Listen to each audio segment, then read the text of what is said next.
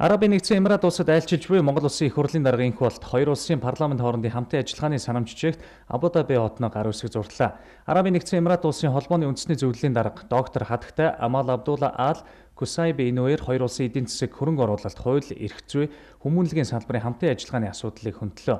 За тэрээр юуны түрүүнд сэргээгт эрчим хүчний салбарт хамтран ажиллахыг чухалчилж байгаагаа илэрхийллээ.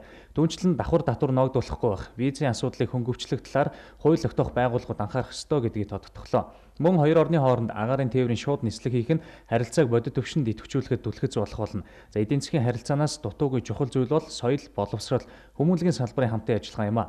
Юуны өмнө оюутан сургах, араб хэлтэй залуучуудын тоог нэмэгдүүлэх хэрэгтэй байна гэж тэмдэглэж хэллээ.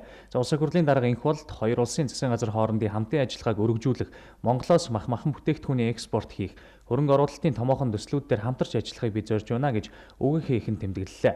Тэрээр Хатагтай Амал Абдулла Ал Кубайсигийн дэвшүүлсэн сэргээгт эрчим хүч, боловсрол, агаарын тээврийн салбарт хамтран ажиллах, давхар татвар ногдуулахгүй байх, эрх зүйн орчин бүрдүүлэх зэрэг асуудлыг дэмжиж байгаагаа илэрхийлсэн. Мөн Эмиратад ажиллах хүч гаргах асуудлыг хоёр талаас судлан шийдвэрлэхийг санал болголоо. Монгол залуус Эмиратын бүтээн байгуулалтад оролцож мэдлэг мэрэгжил эзэмшихийн зэрэгцээ хоёр орны ард түмнүүдийн хооронд найрсаг харилцаа тогтооход энэ ажил ихээхэн ач холбогдолтой гэж үзэж байгаагаа инх болт онцлсныг Хатагтай Амал Абдулла Ал Кубайси дэмжлээ.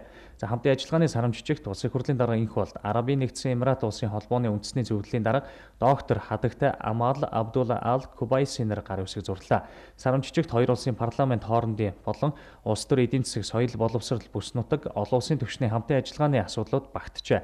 За баримт бичигт гар үсэг зурх үеэр айлчлалын бүрэлдэхүүн багтаж яваа Монгол улсын засгийн газрын гишүүн эрчим хүчний сайд Ганхууг Арабын нэгдсэн Эмират улсад удахгүй болох сэргээгт эрчим хүчний дээд хэмжээний уулзалтад урьлаа.